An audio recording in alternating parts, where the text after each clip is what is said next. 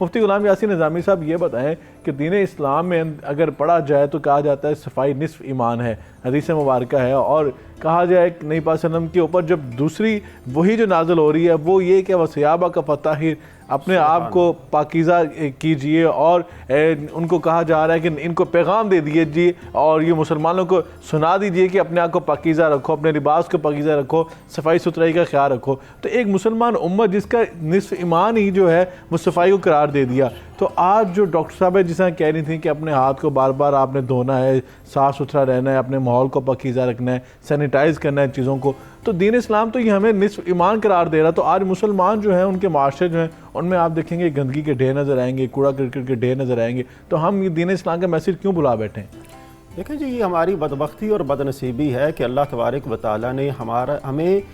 अबदी दीन अता फरमाया और उसकी तालीमात जो हैं वो आफाकी तालीमात हैं। देखा जाए ना, अगियार जो हैं वो इन तालीमात पर अमल करके आज वो कहाँ पर पहुँच चुके हैं। जो तालीमात हमारे लिए हैं हमने उन तालीमात को फरामोश कर दिया है, जिसकी वजह से आज ज़माने में हमें रुसवाई का सामना करना पड़ रहा है। तो आपने बिल्कुल बजा फरमाया है कि हमें चाहिए कि हम उन तालीमात पर अमल करें, अपने आप को साफ़ सुथरा रखें, जिस तरह के अल्लाह के प्यारे हबीब के बारे में आपने फरमाया, अल्लाह पाक ने फरमाया वसियाबा का फताहिर, आप अपने कपड़ों को, अपने लिबास को पाको साफ़ रखें। जिस तरह कि अपने जिस्म को पाको साफ़ रखना ज़रूरी है, इसी तरह अपने लिबास को पाको साफ रखना भी ज़रूरी है। अपने जूते, अपने अपने क्या कहते हैं बाल वगैरह, अपना माहौल, ये सारी की सारी इन चीज़ों को,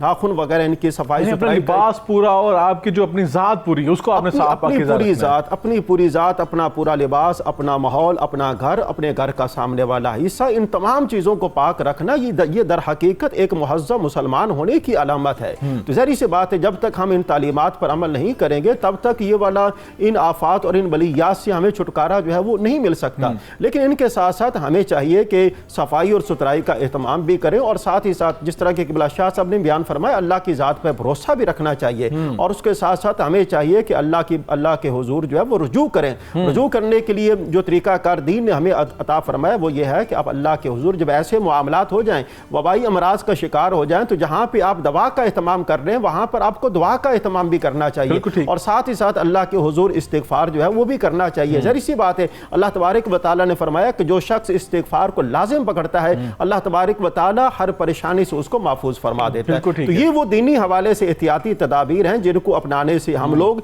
ना सिर्फ अपने आप को पाक साफ रख सकते हैं बल्कि अपने माहौल को भी पाक को साफ रख सकते हैं। बिल्कुल ऐसी, और जो दीन इस्लाम का हम पैगाम है हमारे लिए कि हमने सफाई निस्फ ईमान के ऊपर अमल करके दिखाना है कि जो आधा ईमान हमारा वो सफाई से रिलेटेड है। और यकीनन आपने बड़ा खूबसूरत फरमाया कि हम जब देखते हैं कि दीगर अक़वाम जो हैं वो इस्लाम के बताए हुए उसूलों पर अमल करके उनके माहौल जो है आप देखें कितने साफ़ सुथरी आपको सड़कें मिलेंगी, घर मिलेंगे, उनके जो पब्लिक प्लेसेस हैं कितनी साफ़ मिलेंगी। और अगर हम कंपेरिजन कर लें अपनी इस्लामिक जो कंट्रीज़ हैं उनकी पब्लिक जो समझ लें जो पब्लिक प्लेसेस हैं, तो हमें बाज़ औक़ात यकीनन कई दफ़ा शर्मिंदगी का सामना करना पड़ता है। हालांकि दीन इस्लाम की तालीमात नहीं है, जहाँ पे जिन इस्लामी ममालिक के अंदर जहाँ पे वाकई दीन इस्लाम की तालीमात को फॉलो किया जाता है वहाँ के अंदर रेशो देख लें हॉस्पिटल्स की, और जिन ममालिक में इनका ख्याल नहीं रखा जाता है, इन सफाई सुथराई के जो इक़दामात हैं और जो अहकामात हैं, वहाँ पे मरीज़ों की रेशो किस कदर ज़्यादा है।